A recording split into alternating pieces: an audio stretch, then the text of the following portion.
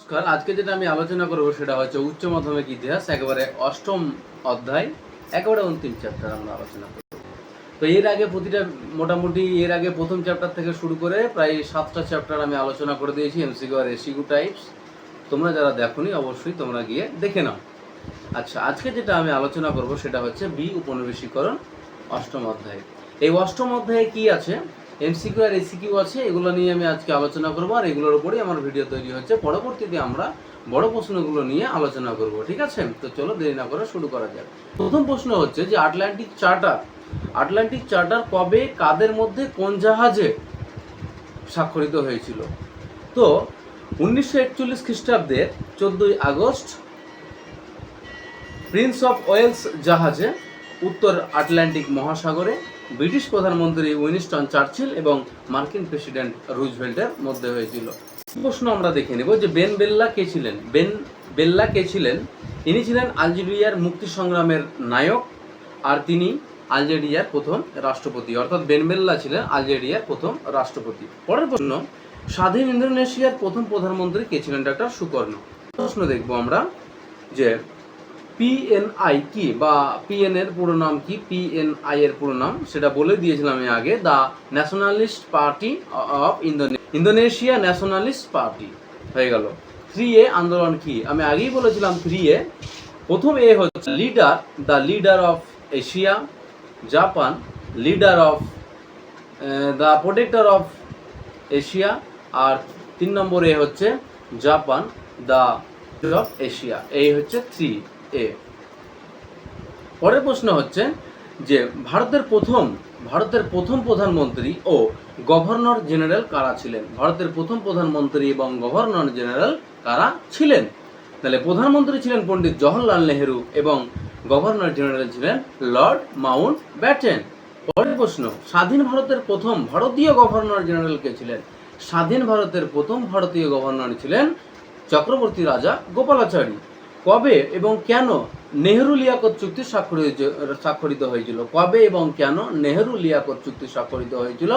1950 খ্রিস্টাব্দে সাম্প্রদায়িক দাঙ্গা নিয়ন্ত্রণের জন্য দিল্লিতে নেহেরু লিয়াকত চুক্তি স্বাক্ষরিত হয়েছিল। পরের প্রশ্ন, পাকিস্তানে প্রথম সাধারণ নির্বাচন কবে অনুষ্ঠিত হয়? পাকিস্তানে প্রথম সাধারণ নির্বাচন অনুষ্ঠিত হয় 1970 খ্রিস্টাব্দে। পরের প্রশ্ন হচ্ছে কবে, কাদের মধ্যে সিমলা চুক্তি স্বাক্ষরিত হয়? তোমরা সকলেই জানো যে হিমাচল প্রদেশের রাজধানী সিমলা, এবং সেখানে একটা চুক্তি হয়েছিল 1972 খ্রিস্টাব্দে। সেই সময় প্রধানমন্ত্রী ছিলেন শ্রীমতী ইন্দিরা গান্ধী এবং পাকিস্তানের প্রধানমন্ত্রী ছিলেন জুলফিকার আলী ভুট্টো। হরি সিং কে ছিলেন? হরি সিং ছিলেন একজন কাশ্মীরের রাজা। পরের প্রশ্ন, 21শে ফেব্রুয়ারি স্মরণীয় কেন? প্রশ্নটা খুবই ইম্পর্টেন্ট। 21শে ফেব্রুয়ারি স্মরণীয় কেন? 1952 খ্রিস্টাব্দের 21শে ফেব্রুয়ারি বাংলা ভাষাকে রাষ্ট্রীয় ভাষা করার দাবিতে হাজার হাজার জনতা বাংলাদেশের ঢাকার রাজপথে বেরিয়ে পড়েন, এবং ভাষার দাবিতে ওই দিন শহীদ হয়েছিলেন রফিক, জব্বার, সালাম, বরকত প্রমুখ। ভাষার দাবির জন্য এই দিনটি স্মরণীয়। পরের প্রশ্ন আমরা দেখে নিব যে শেখ মুজিবুর রহমানকে বঙ্গবন্ধু উপাধি দিয়েছিলেন কে? তাহলে 1969 খ্রিস্টাব্দের 23শে ফেব্রুয়ারি, সেই সময় ঢাকা বিশ্ববিদ্যালয়ের ছাত্র সংসদের সভাপতি তোফায়েল আহমেদ শেখ মুজিবুর রহমানকে বঙ্গবন্ধু উপাধি দিয়েছিলেন 1969 খ্রিস্টাব্দের 23শে ফেব্রুয়ারি।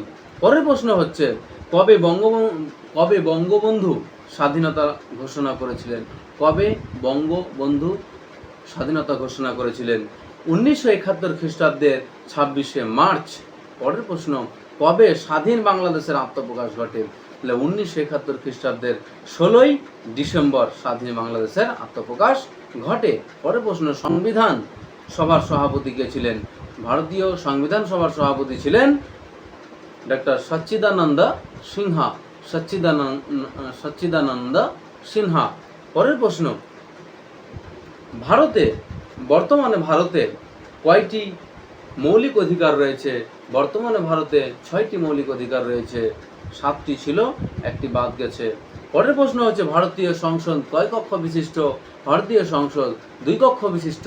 উচ্চ কক্ষের নাম রাজ্যসভা এবং নিম্নকক্ষের নাম লোকসভা। তোমাদের যাদের রাষ্ট্রবিজ্ঞান আছে সেইখানে আমি বিস্তারিত আলোচনা করব রাজ্যসভা এবং লোকসভা সম্পর্কে। তো চলো পরের প্রশ্ন আমরা দেখে নেব যে ভারতবর্ষে প্রথম সাধারণ নির্বাচন কবে অনুষ্ঠিত হয়। সেটা হচ্ছে 1951 এবং 1952 সালে ভারতবর্ষে প্রথম সাধারণ নির্বাচন অনুষ্ঠিত হয়েছিল। পরের প্রশ্ন হচ্ছে যে ভারতে প্রথম কবে কোথায় মহাকাশ গবেষণা কেন্দ্র স্থাপিত হয়। তাহলে 1962 খ্রিস্টাব্দে অন্ধ্রপ্রদেশের শ্রীহরিকোটাতে ইসরো প্রতিষ্ঠিত হয়েছিল। আর ইসরোর পুরো নাম হচ্ছে ইন্ডিয়ান স্পেস রিসার্চ অর্গানাইজেশন। 1962 খ্রিস্টাব্দে অন্ধ্রপ্রদেশের শ্রীহরিকোটাতে প্রতিষ্ঠিত হয়েছিল। পরের প্রশ্ন আমরা দেখব যে ভারতের প্রথম পরিকল্পনা কমিশনের সভাপতি এবং সম্পাদক কারা ছিলেন। ভারতের প্রথম পরিকল্পনা কমিশনের সভাপতি এবং সম্পাদক কারা ছিলেন। প্রথম সভাপতি ছিলেন পণ্ডিত জওহরলাল নেহেরু এবং সম্পাদক ছিলেন এন.আর. পিল্লাই ছিলেন সম্পাদক। পরের প্রশ্ন, সার্ক কথাটির পুরো নাম কি, এটি কবে গঠিত হয়েছিল। তাহলে সার্ক কথাটির পুরো নাম হচ্ছে south Asian association for regional cooperation. Bangla হচ্ছে দক্ষিণ এশীয় আঞ্চলিক সহযোগিতা সংস্থা। South Asian association for regional cooperation, এটি অর্থাৎ সার্ক প্রথম প্রস্তাবক কে ছিলেন। তাহলে 1980 খ্রিস্টাব্দে বাংলাদেশের তৎকালীন প্রধানমন্ত্রী জিয়াউর রহমান সাহেব এই প্রস্তাবটা দিয়েছিলেন। সার্ক 1985 সালে বাংলাদেশের ঢাকা শহরে প্রায় 8টি দেশ নিয়ে সার্ক প্রতিষ্ঠিত হয়েছিল। আর এই সদর দপ্তর হচ্ছে তোমার নেপালের কাঠমান্ডু। সার্কের সদর দপ্তর হচ্ছে নেপালের কাঠমান্ডু। আর সার্কের প্রথম শীর্ষ সম্মেলন অনুষ্ঠিত হয়েছিল 1985 খ্রিস্টাব্দের বাংলাদেশের ঢাকা শহরে। আর একটা কথা তোমাদেরকে বলে রাখি আমি, যে সার্ক যখন প্রতিষ্ঠিত হয় তখন সদস্য সংখ্যা ছিল 8টি। তো এই 8টি তোমরা কিভাবে মনে রাখবে, বিষয়টা হচ্ছে যে আমাদের ভারতবর্ষের প্রতিবেশী দেশের সংখ্যা হচ্ছে 9টি। সেইখান থেকে তুমি 2টা বাদ দিয়ে দিবে, একটা মায়ানমার আর একটা চীন।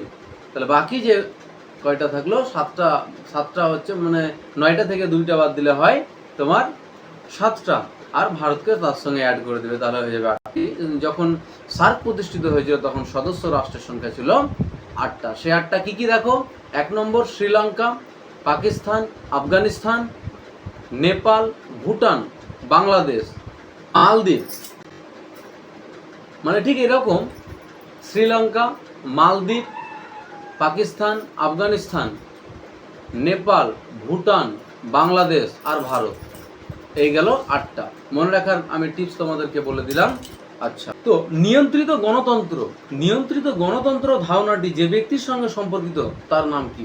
তার নাম হচ্ছে ডক্টর সুকর্ণ, যিনি ইন্দোনেশিয়ার রাষ্ট্রপ্রধান ছিলেন। পরের প্রশ্ন, স্বাধীন ভারতের প্রথম গভর্নর জেনারেল কে ছিলেন।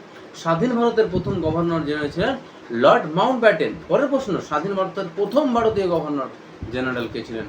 চক্রবর্তী রাজা গোপালাচারী।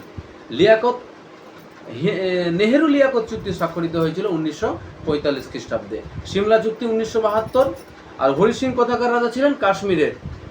পরের প্রশ্ন, সংবিধান সভার প্রথম সভাপতি কে ছিলেন। সংবিধান সভার প্রথম সভাপতি ছিলেন ডক্টর সচ্চিদানন্দ সিনহা। পরের প্রশ্ন, স্থায়ী সভাপতি যদি বলা হয় সংবিধান সভার তাহলে হবে ডক্টর রাজেন্দ্র প্রসাদ। আর ভারতের সংবিধান গণপরিষদ কর্তৃক গৃহীত হয়েছিল কবে। তাহলে 1949 খ্রিস্টাব্দের 26শে নভেম্বর। ভারতের সংবিধান গণপরিষদ কর্তৃক গৃহীত হয়েছিল 1949 খ্রিস্টাব্দের 26শে নভেম্বর। আর ভারতবর্ষের সংবিধান চালু হয়েছিল 1950 সালের 26শে জানুয়ারি। মনে রাখিও। পরের প্রশ্ন, ভারতবর্ষের রাষ্ট্রপতি হওয়ার জন্য ন্যূনতম বয়স কত হওয়া বাঞ্ছনীয়। 30। রাজ্যসভায় সভাপতিত্ব করেন কে, উপরাষ্ট্রপতি। লোকসভা ভেঙে দিতে পারেন কে, রাষ্ট্রপতি। মানে ভারতবর্ষের লোকসভা ভেঙে দেওয়ার ক্ষমতা রাষ্ট্রপতির হাতে রয়েছে। আর বাংলাদেশ মুক্তিযুদ্ধের সময় পাকিস্তানের প্রধানমন্ত্রী কে ছিলেন? বাংলাদেশ মুক্তিযুদ্ধের সময় পাকিস্তানের প্রধানমন্ত্রী কে ছিলেন? তাহলে ইয়াহিয়া খান। পরের প্রশ্ন, বাংলাদেশের সংবিধান কার্যকর হয় কবে? বাংলাদেশের সংবিধান কার্যকর হয় 1972 খ্রিস্টাব্দে। বাংলাদেশের প্রথম সাধারণ নির্বাচন কবে অনুষ্ঠিত হয়? 1973 সালে। বাংলাদেশের প্রথম সাধারণ নির্বাচন অনুষ্ঠিত হয় 1973 সালে। আন্তর্জাতিক মাতৃভাষা দিবস পালন করা হয় কোন দিনে? আন্তর্জাতিক মাতৃভাষা দিবস পালিত হয় কোন দিনে? 21শে ফেব্রুয়ারি।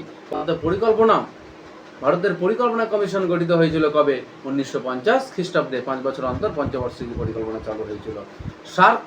সার্ক এই যে শব্দটি কার মস্তিষ্ক প্রসূত? নাহলে তৎকালীন প্রধানমন্ত্রী জিয়াউর রহমান, বাংলাদেশের প্রধানমন্ত্রী ছিলেন তিনি।